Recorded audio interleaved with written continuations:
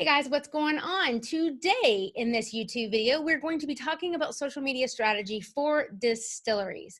I'm excited because I want to let you know some key things, six things actually, that I believe are super powerful right now in the marketplace. Now, a lot of these are tested, a lot of these are tried, a lot of these are true, and many platforms, many algorithms, and many things can change in social media, as you know.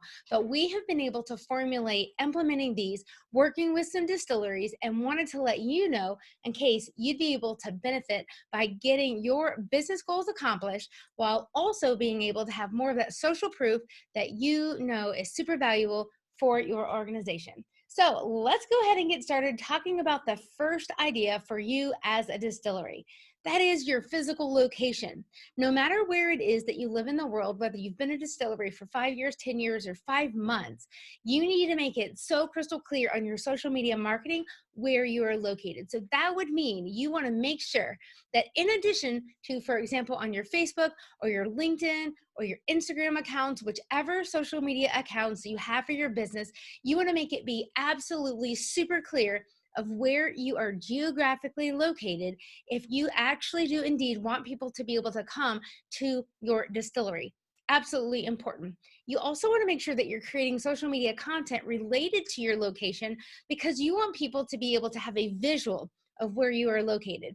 So whether you are in a large facility that can accompany 100 cars in your parking lot, or if it's a smaller size scale and you only have room for 15 cars at one particular time, what you could do in a super easy manner would be for you to create some content to utilize some video as well as some photo capturing what the outdoor area, the outside appearance of your distillery will look like. Incorporate that into your consistent, regular social media marketing to make it super easy for people as they're scrolling to want to be able to share and tell about your distillery so more people can come to find out where you're located. Number two, I want to share with you today the idea of your distributors. So if you by chance have a distillery and you have distribution, meaning people can go and purchase your alcohol, your products at other locations, you want to make that information accessible so people can know where they can get it. This is also a huge way for you to collaborate with other organizations that are on social media for you to be able to do some cross promoting. So for example, if a bourbon or whiskey or beverage that you guys create can also be found or purchased at a restaurant, a local tavern, or a liquor store, then it would be awesome for you to have photos of your product inside of that liquor store. And going back to point number one, location. Where is that restaurant? Where is that liquor store? How can you showcase making it so super simple for people to be able to know where they can go and find that to include that in your content?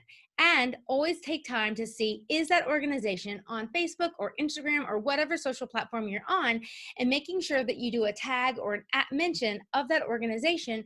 It's going to bring more exposure, more eyeballs to your content, helping you spread the word and get that message out. All right, number three, recipes. People absolutely love and adore recipes. Now, you know your audience. You need to know your audience, and you need to know the specific type of people that love to produce and consume the products that you make and create at your distillery. That being said, take that into account for the type of recipes that you create. So if a screwdriver is a drink that would be a top choice among your audience, or if you would maybe prefer a like a hot toddy or whatever the beverage is of choice that you think would be really resonating with your audience, take that into consideration. And another great tip for you on social media in general is take into account the calendar of the year, what's happening at that time of year. Are there particular drinks that may be more popular, for example, during the Kentucky Derby in your market, wherever you are located, that you could spotlight during that time of year that may be more able to get some traction, especially on social media, because people love good recipes. All right, number four, humor. This again goes back to that key principle that we shared earlier in the video of knowing your audience. And when you know your audience and you know the types of content that they like to consume, it allows you to be smarter and better able to know what makes them laugh. Are they going to be intrigued with content that also might be super relevant with, let's say, people that laugh at video created by Jimmy Fallon? Or is it going to be a completely different audience that may have a totally different type of humor? It's also going to be heavily aligned with maybe what your brand is and how you demonstrate that on social.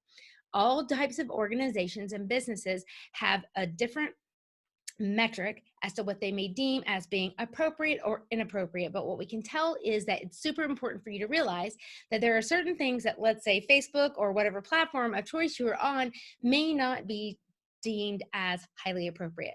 And just to give you a heads up, if you by chance want to do any advertising, paid advertising, you want to make sure that there are not profane words inside of your posts, because when you do try to go to boost those or do ads within the ads manager of Facebook for either Facebook posts or Instagram posts, it will most likely not get approved when it is including anything such as profanity. So keep that in mind. But humor is a great way to just relate to people on a human level. And the more you know your audience, you will be able to see that those can sometimes be the posts that can go very viral and do super well on your page. Number 5, I love this one. On social media, in your marketing for your distillery, you want to also make sure that you are asking questions. Simple questions. When was the last time you had a drink? What do you plan to do this weekend? Using only one gift. Tell us what you are drinking right now.